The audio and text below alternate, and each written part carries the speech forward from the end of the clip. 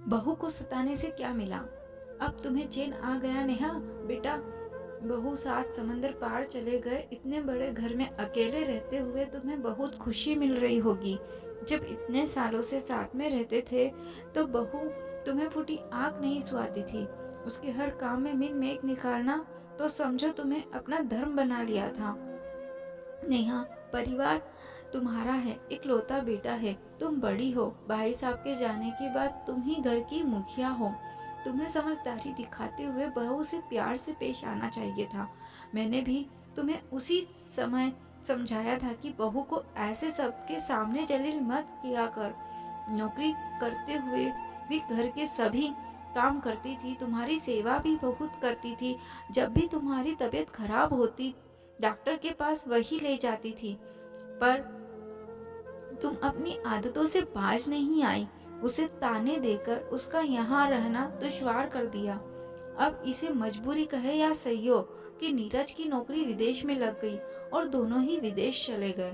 तुम्हें भी नीरज और सुमी ने बहुत बार बुलाया वहाँ उनके साथ रहने के लिए, पर अब भी तुम जिद पर अड़ी हो। तुम्हें उनके पास रहना नहीं जाना है, अकेले रहना है मंजूर है। कितनी तकलीफ होती है नेहा तुम्हें अकेले रहने में।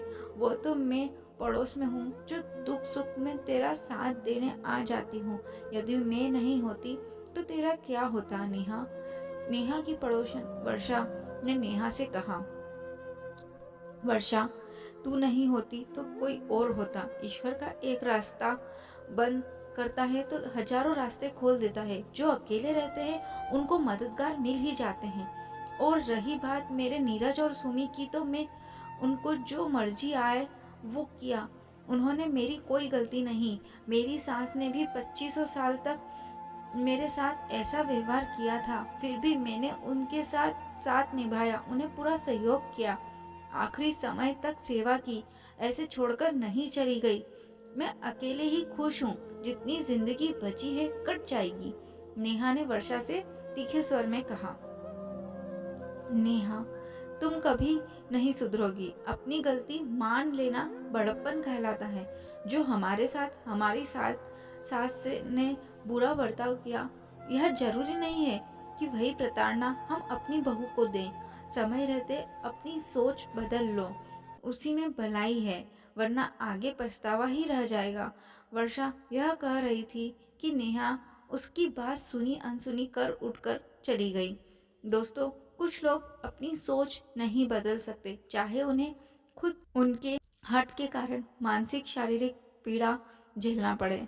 दोस्तों, आपको यह कहानी कैसी लगी हमें कमेंट करके अपनी राय ज़रूर बताएं। हमारी वीडियो को लाइक करें एवं इसी तरह की कहानी सुनने के लिए हमारे चैनल को सब्सक्राइब करें।